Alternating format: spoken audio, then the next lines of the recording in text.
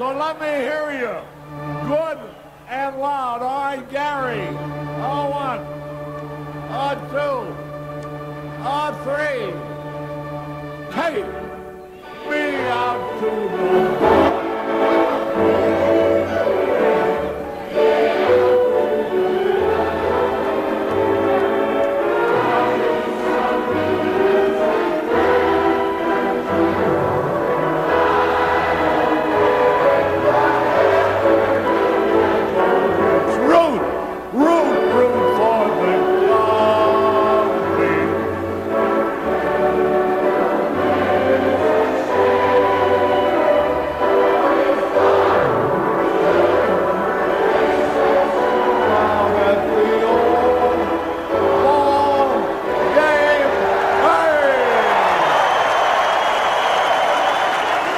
The Monday morning quarterback on the 27th of August 2018, beaming from WBRN Radio and on the Boston Red Network.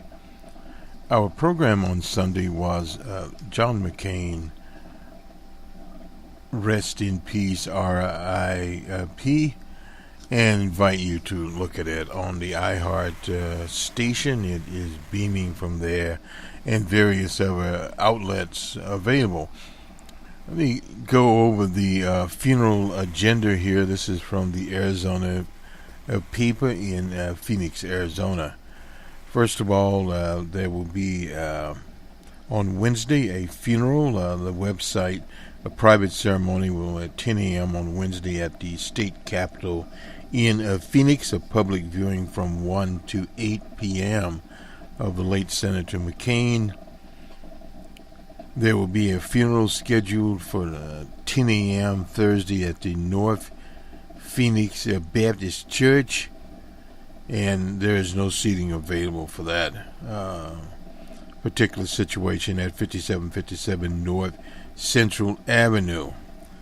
The body will then be flown to Joint Base Andrews in Maryland.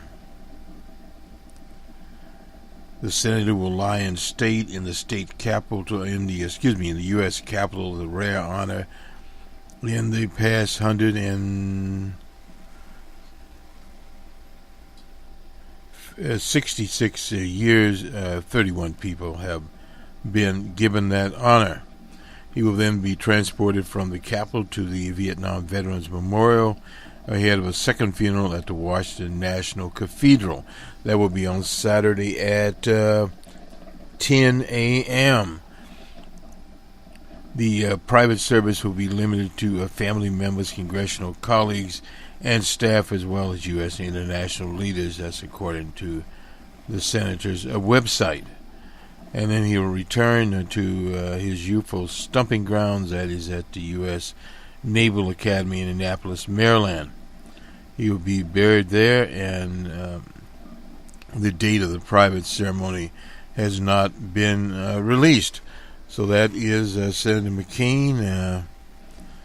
10 a.m. he'll be at the state capitol there in Phoenix. So in other words, effectively he will have two funeral ceremonies, funerals, one at a church and listing there in Phoenix, Arizona, and then at the National Cathedral, and moving on from there. Now the latest update we had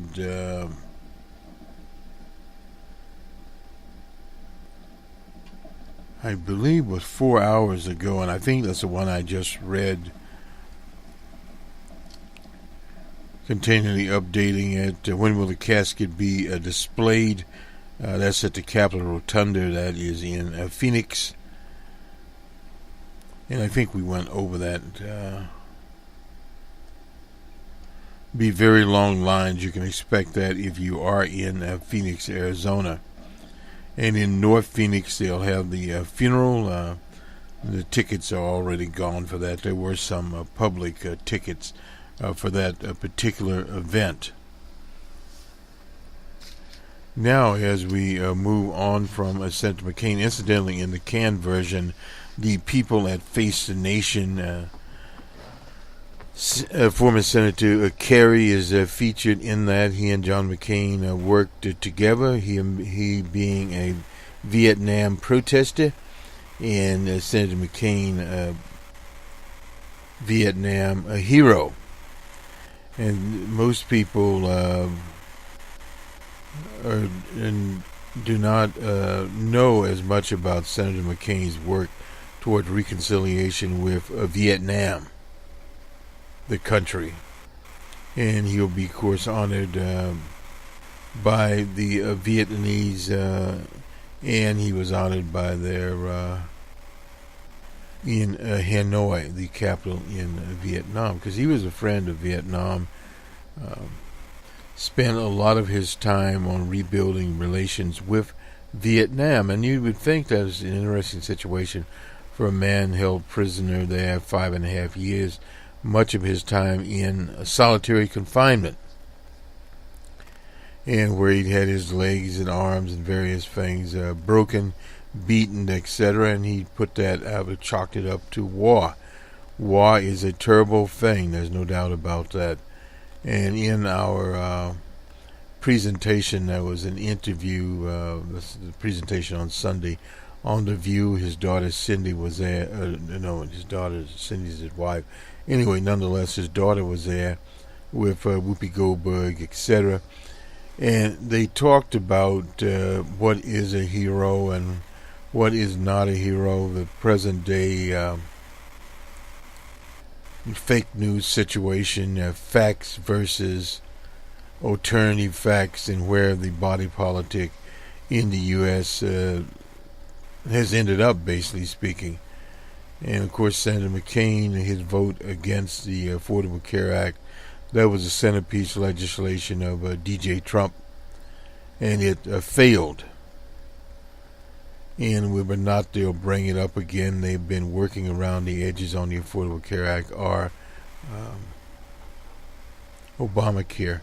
Incidentally, the former President Barack Obama will be one of the people giving the eulogy for Senator McCain, along with the former President G.W. Bush. They will be there. DJ Trump has been banned. He will not be there to participate in that interesting situation, because Senator McCain, obviously being the elder statesman of the Republican Party, going back to their titular head, Barry Goldwater, who got it all started, in your heart, you know he's right, etc., that the Goldwater people were the backbone of the Reagan movement, and Reagan out of California. And then, yes, at that time, Republicans did control the state of California, the Golden State, for the worse. And that was where Reagan built his base with the Goldwater Republicans, Birches down in Orange County. Orange County now is trending a Democratic county, overwhelming Latino county. Much has changed down in Orange County there. Recall a time when we started out that we had a unit based in Los Angeles, and we advertised in the Orange County Register newspaper down in Orange County. Anyway, nonetheless, Senator McCain it's another week of Senator McCain. And of course, it is the summer, and the summer is usually a time that there is less political action. And we'll go first. We'll go first to the Cook Report and Mr. David Wasserman, and then we'll look at an article where the Republicans are pressing, obviously, in the state of Missouri, the attacks on Claremont Castle. Not the first time those attacks are related to her husband's business interests across the state of Missouri. But let's firstly go to David Wasserman, and we'll talk about this. The August House overview, the bottom line, 66 most competitive races. This was on the 24th of August. The most critical phase of the battle for the House is in October. It's right now. Republicans only hoped of defying a blue wave and saving their 23-seat majority is to personally disqualify Democratic nominees on a race-by-race basis with quality opposition research. But there's a narrow window to do this, so before the airwaves get clogged, then Republicans will need to be selective. This is the old method of defining your opponent before the opponent can define himself. The playing field of competitive races has expanded, and not in a good way for the GOP. 66 races are in our lean or toss-up columns. The Republicans are defending 62, Democrats just 4. This is in the House, incidentally. The battlegrounds include all types of places: north, east, suburbs, extraburbs in the Sun Belt, Trump zone in red states, and unexpected localities like Little Rock, Spokane, and even in the the coal fields of southern West Virginia.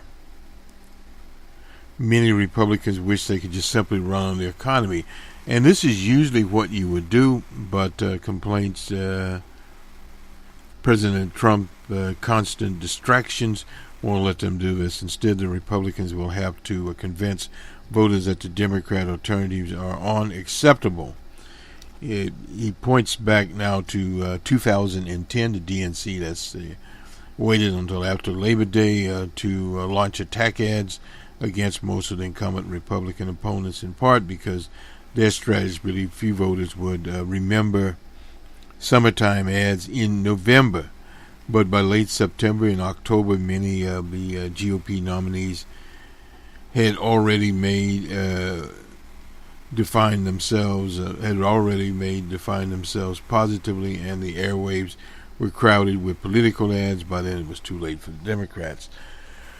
That would be a very unusual year. Normally in the summer people don't pay attention. Recall in 2000, long time ago, Al Gore, the man who had the election stolen from him, was on a riverboat tour down the Mississippi, and that was at a time that people were on holiday or vacations, what do you want to call it. And it worked for Al Gore. He got a majority of the popular vote and was robbed of the electoral vote by the Supreme Court. The GOP-aligned Congressional Leadership Fund isn't making that mistake. It ended July with $71 million on hand, is already unloading, blasting ads blistering ads, on nominees in 15 key districts. The NRRCS, the National Republican Committee, has yet to follow. In California, 39, a new ad there on collaborated allegations of sexual harassment against a Democrat lottery winner. That is Gil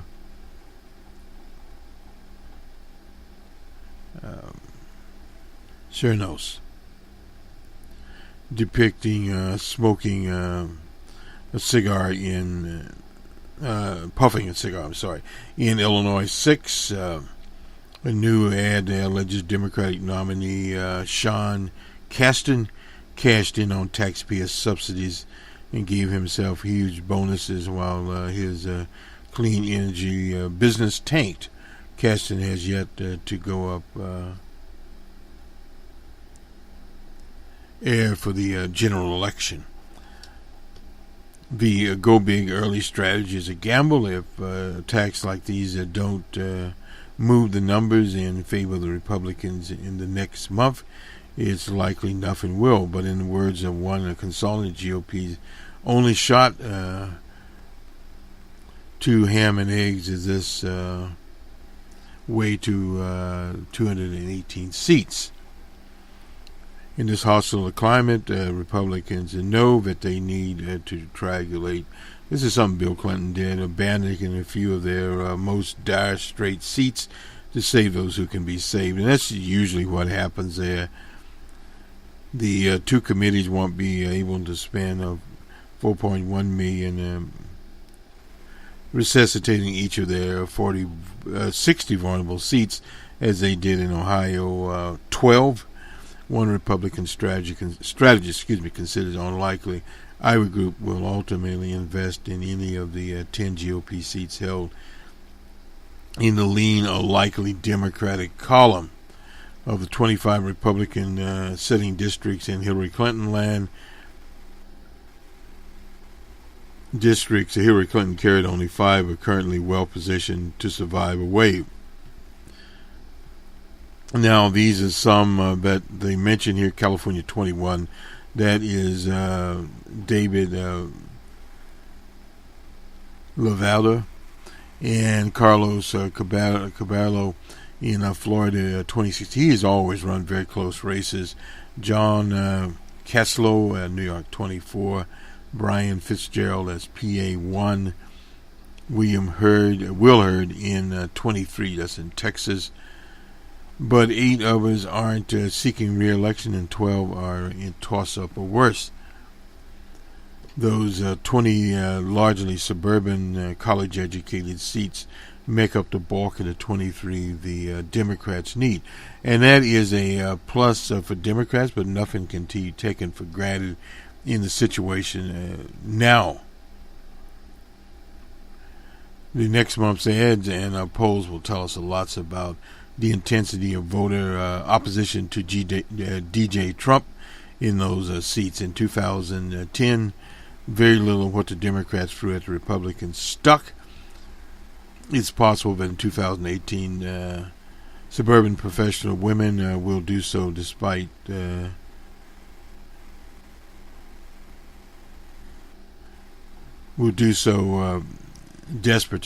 send a message to DJ Trump that they are willing to overlook a lot of the Democratic flaws.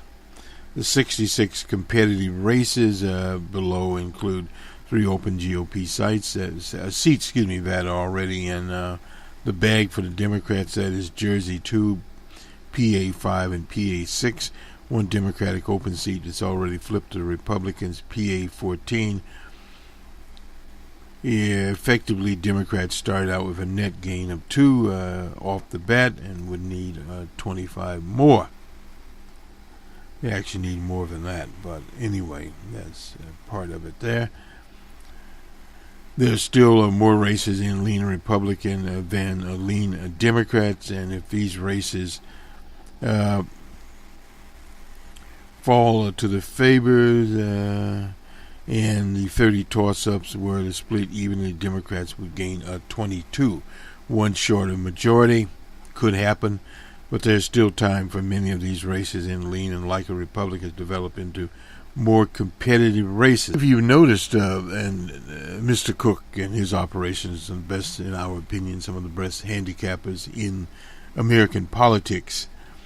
But most of these people, and we'll have the Nate Silver shop later this week, most of the handicappers are very, very cautious about these going one way. In other words, the election going one way or the other.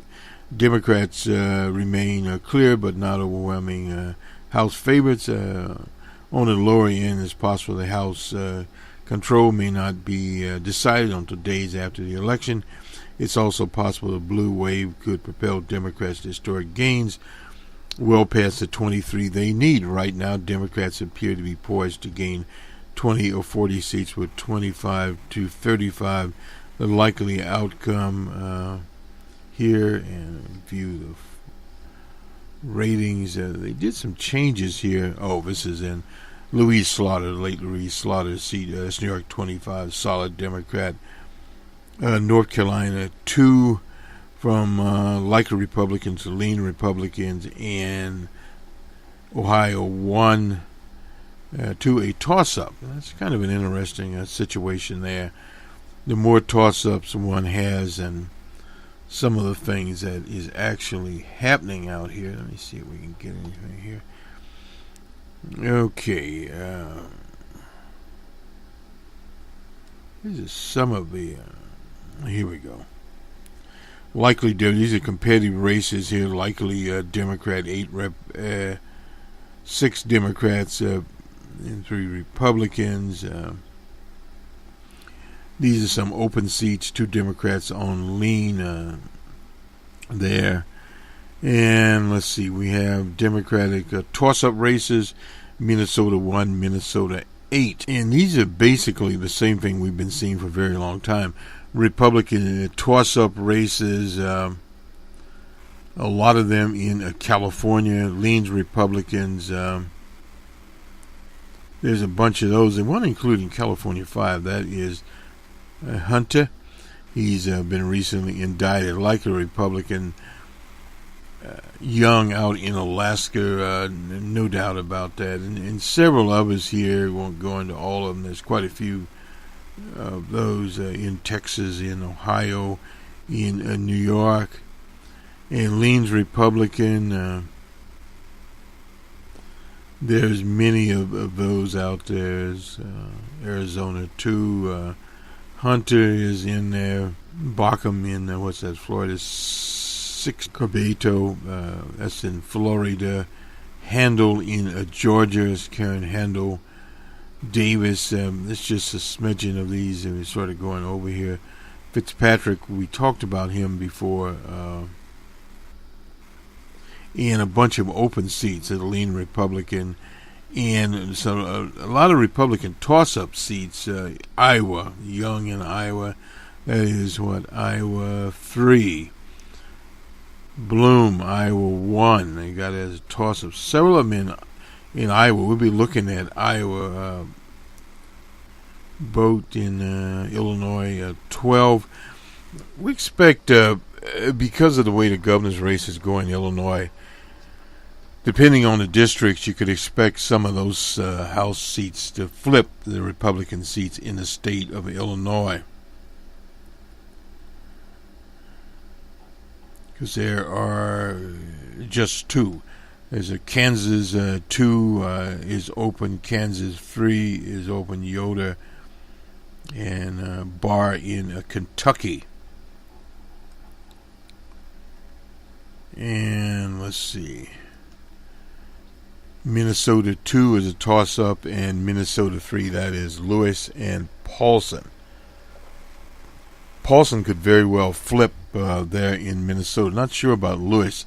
That's the seat, I believe, that Michelle Bachmann used to have at one time there in Minnesota. Walters, that's California 45. It's been there before. Durham, that's California 10. Knight, that's California 25. Those are Republican toss-up seats. And you look at this map, the Democrats have 2 toss-up seats, and both of them are in Minnesota. So it's kind of where it is. Let me get an example here. We were looking at, with Claire McCaskill now. This is the Republicans that are running ads here, linking her to her husband getting 131 million in subsidy dollars. He evidently is in a business, or various businesses, properties that receive Section 8 monies, primarily. Joseph Shepard's personal income from his investments in business has grown exponentially during his wife's 12 years in the Senate. This is from the Kansas City Star on McCatcherty. But anyway, the federal payments don't go directly to Shepard's pockets. Most of the money goes towards operating costs for the subsidized housing projects. A lot of these projects, incidentally, are in rural areas. In 2006, the year before she entered the Senate, her husband's personal income from these investors is between roughly $1,500 to $16,000. That's according to Financial State. In 2017, 5 years into her second term, his personal income between $365,000 to $1 million and change. from investment in housing projects that received federal subsidies. As in disclosures, there's no evidence that McCassell played anything in this. She was not on any of the committees.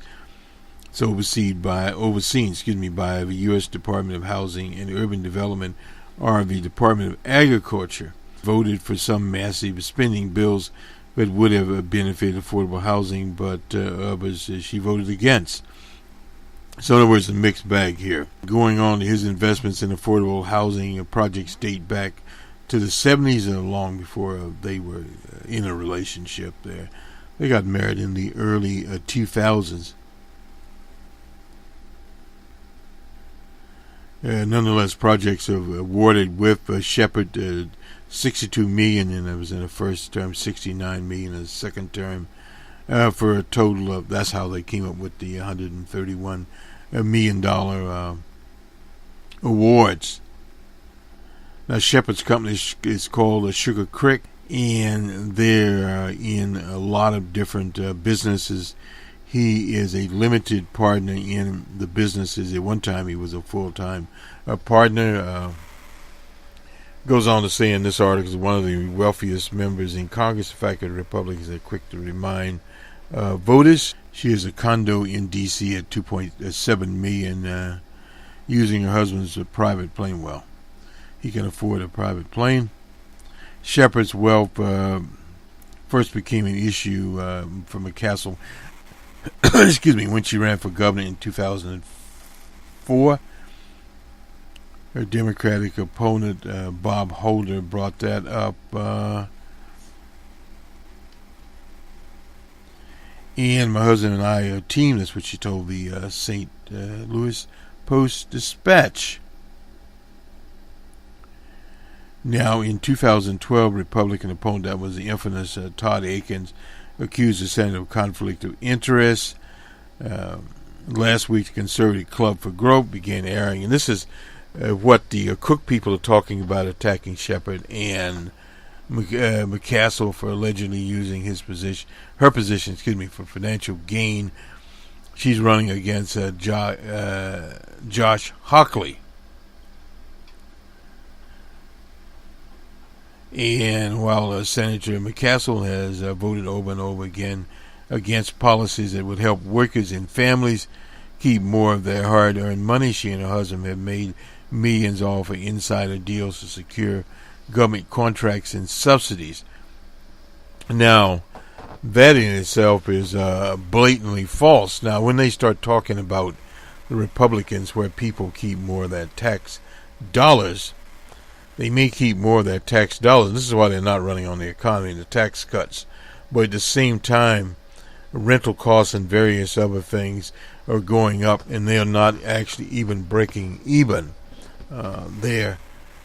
And the point they're not brought out, him being in the husband, that is, in the subsidized housing business, most of them in rural Missouri, the benefits there to the people far outweigh any so-called keeping of money. And this has been a Republican thing. In other words, the whole idea of the tax cut, people got anywhere from $50 to $100 per check, but it was quickly absorbed, and now this is why they're not running on the economy. They see nothing, period. And that's if they were lucky. Now, for the Department of Agriculture, more than $1.3 billion was budgeted there for rural rental assistance. That's in fiscal year 2018. That's on DJ Trump.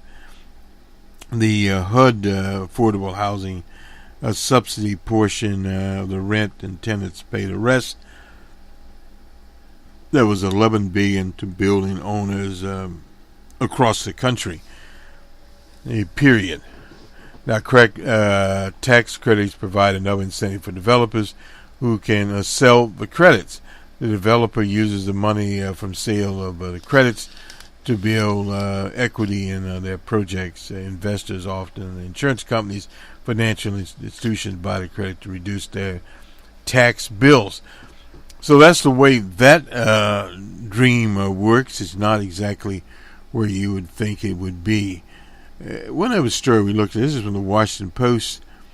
This is where DJ Trump, the National Enquirer, to win a Pulitzer Prize. You got him kidding. A gutter newspaper like the Enquirer.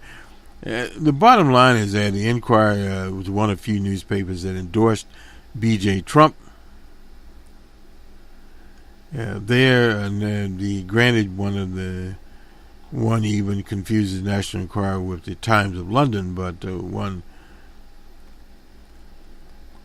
would ever confuse those once, obviously, it's just a trashy paper. But it has been used as a Pecker, incidentally, the editor there, AMI, where he is, he's been granted immunity by the prosecutor. Under Pecker did everything he could to put Trump in the White House. Well, yes, but a situation there that just has not worked out. Let me just look at some polling here. The Florida governor's race, DeSantis is up by 12. That's on the Republican side. Ms. Graham is up by 7 points on the Democratic side. That's Gravis. As today's poll on Sunday, the approval rating of DJ Trump. This is from NBC News, Wall Street Journal, at 44. His approval, we have two approval ratings here. I'm not certain of what that is about, but one at 46, one at 44. I thought I'd have to grab my glasses. But anyway, Rasmussen, he is at 50 according to them. That's the generic ballot. Sorry about that. The Rasmussen is not here. This is the NBC News, Wall Street Journal. Democrats' generic ballot up by 8. So we've seen them everywhere from 5 to 8, depending on where they stood in the situation.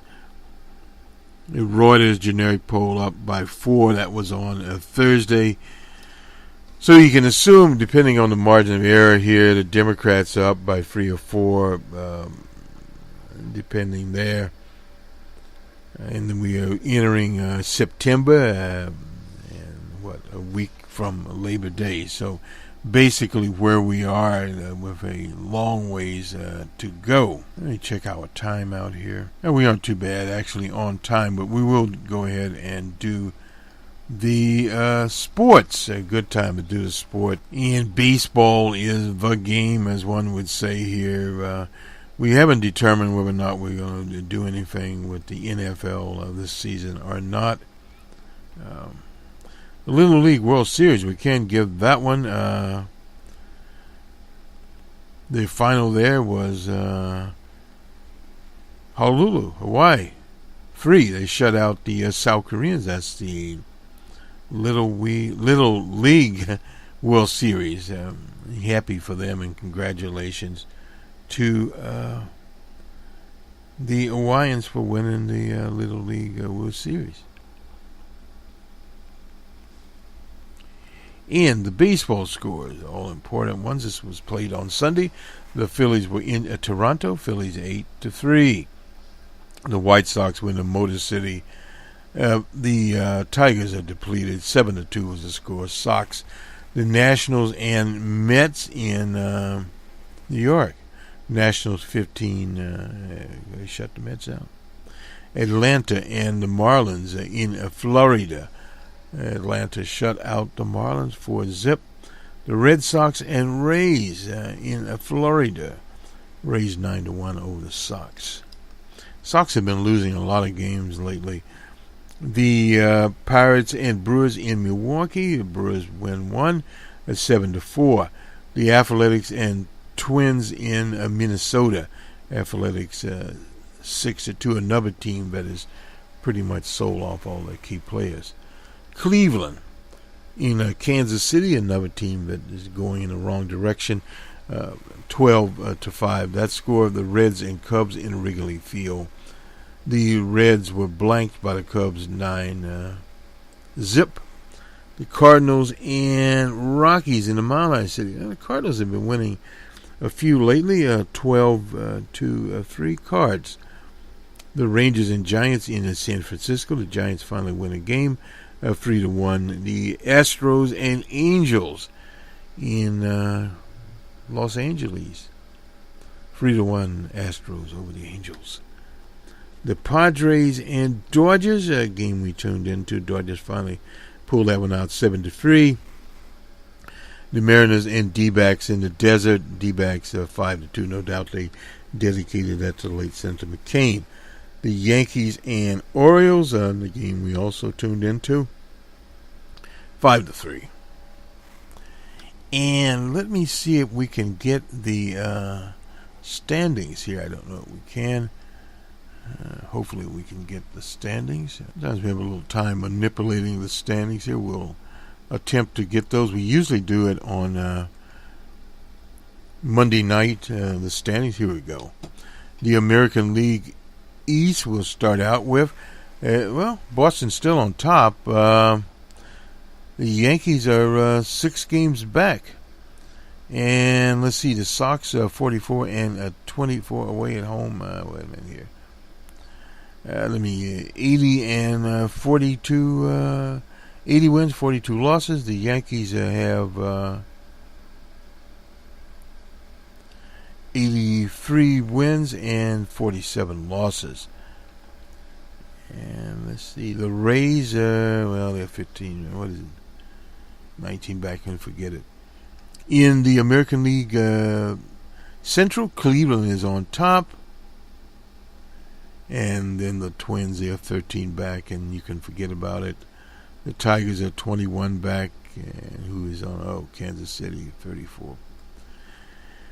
And a half games back anyway to the West. Houston is on top, the Astros, and Oakland 1.5 games back, and Seattle is 6.5 games back. That could still be a race. In the National League East, Atlanta is on top. The Phillies are 3 games back. The Nationals 8.5 games back. The Cubs on top in the Central. Go Cubs, go. And the Cards are 4 games back, and the Brewers are 4.5 games back. That's a race going into September. In the National League West, the Arizona Diamondbacks are on top. The Rockies are 1 game back. The Dodgers are 2.5 games back. That's a heck of a race there. And the Giants are only 8 games back. And, the Padres, forget it. They are, 23.5 back. So, the elite 3 teams here going down the wires. I'm not sure what the Giants will do there, but any one of those, the Diamondbacks, the Rockies, or the Dodgers that could win that division. Not sure we had looked at where the wild cards are now. We will do that a little later, but nonetheless, around 30 games or so and change left for us to look at. This will do it for the Monday morning quarterback. We'll obviously have further coverage of Senator McCain's funerals, Barack Obama and G.W. Bush delivering eulogies. We'll have something on that. Aretha will come up this Saturday. And looking at a little bit of programming here, we do a Labor Day show. Of course, that'll be on next Monday. That will probably be on Sunday, so we'll probably have 2 productions on one day. I'm not sure how all of that will play out. And we're getting an open source report together. We'll talk about open source VPIs. Interesting one there that we'll be talking about called WarGuard. A very interesting one. A little technical there, but we'll try to at least get through it and see where we go. So that's some of where our programming is going. Hoping to do something on African American hair care also with the ad lady Emma Young out in Chicago. So we have a lot of things to do here at WBRN and the Boston Red Network. Have a good week, everyone. We'll talk to you soon.